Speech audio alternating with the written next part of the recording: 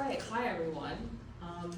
Today I'll be talking to you all about how STEM has taught me to see a world as a series of puzzles and how that has ironically made my life a bit easier. But before I begin, as mentioned earlier, the talk was originally written for the crowd of a high school, so please excuse maybe some different kind of or different framed material. But yeah, so let me quickly introduce myself. I'm a master's student in biomedical engineering, so again, just the use of engineering and biological problems. And as a part of my degree, I do research in a 3D ultrasound lab here at Western. Now, being in an engineering program, you might think that math is something that I might have always been good at, but that is not the case. In fact, in elementary school, math was probably my least favorite subject. I felt like I was always in this constant battle where I never quite got it. And I had resigned myself to just not being one of these math people. But later in elementary school, something shifted. I started to see my math homework as if I was solving a puzzle, as cringe as that might sound. If you've ever done the Wordle or the New York Times connections, then you'll probably know that feeling of, staring at something for forever and then finally figuring it out. That's kind of what math started to feel like. It wasn't about being the best or the fastest. It was about enjoying the challenge. And while I still wasn't great at it, I was having fun. And that fun is what kept me curious enough to keep going. By high school, my parents were heavily encouraging me to go into medicine. I was pretty good at bio and chem, and I didn't really know what I wanted to do otherwise. Plus, I had done science fair at the national level and gotten a couple of awards, and so those projects were very bio and chem heavy. So it kind of felt like the obvious choice. But it just didn't feel right. I realized that I enjoyed my math and physics courses more than my bio and chem. And it wasn't because I was naturally good at these courses, because I wasn't. I just liked that they made me think differently. Math felt like solving puzzles. And then physics felt like I was able to understand how the world worked at a deeper level. But just because I enjoyed something, I didn't think that meant that I should pursue it. Again, I was better at bio and chem, so I felt like I should just stick with that. And the path of medicine had already been laid out for me, so I didn't really consider any other options.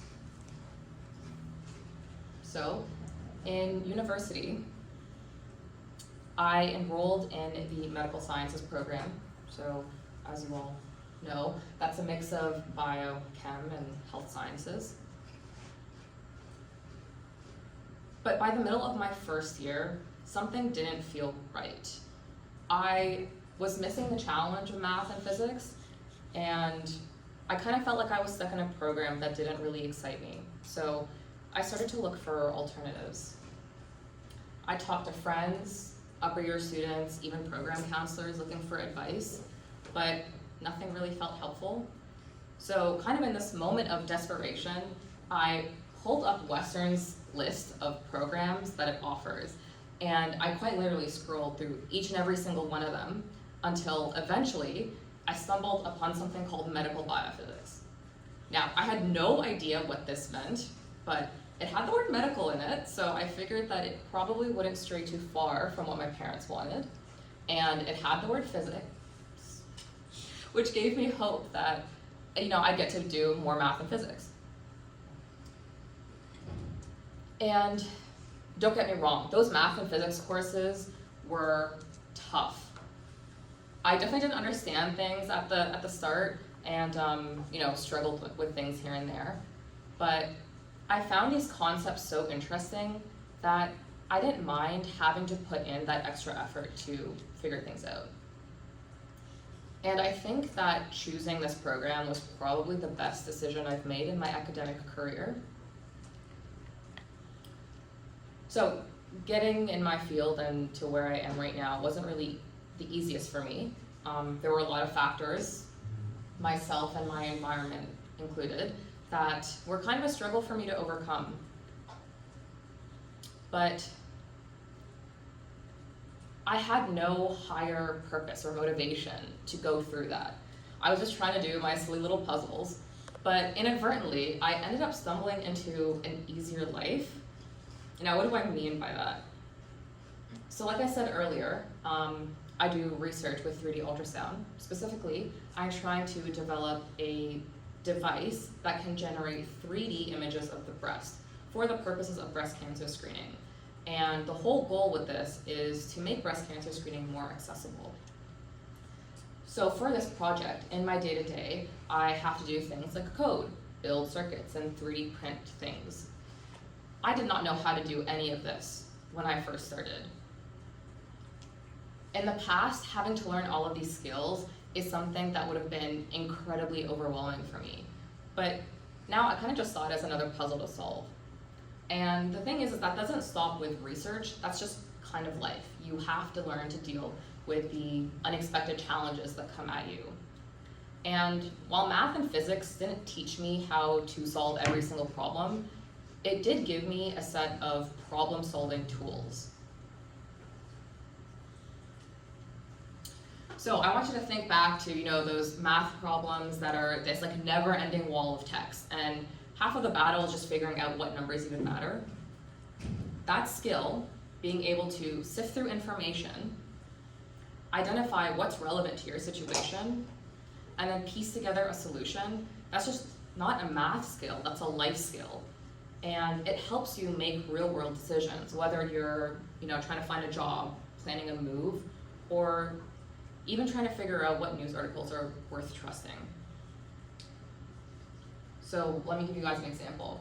I remember all throughout school hearing people ask why they weren't taught more practical things, like how to take out a loan, instead of some of the other things that are being taught in school. And while I don't disagree with something like a financial literacy course, I've never taken one, and I think I'm doing okay financially. I have a great credit score, not to brag.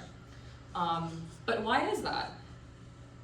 That's because STEM has taught me to systematically approach problems. First, you identify what puzzle it is that you're actually solving. Then you break it down into smaller, more manageable chunks. And then finally, you piece together the puzzle. And this works no matter whether you're trying to debug code or analyze data, or just, again, trying to deal with the unexpected challenges that life throws at you. And that's because to science quite literally means to find out, to find a problem that you've never seen before and trust that you have the tools to address it. STEM doesn't just teach you facts, as some people may commonly believe.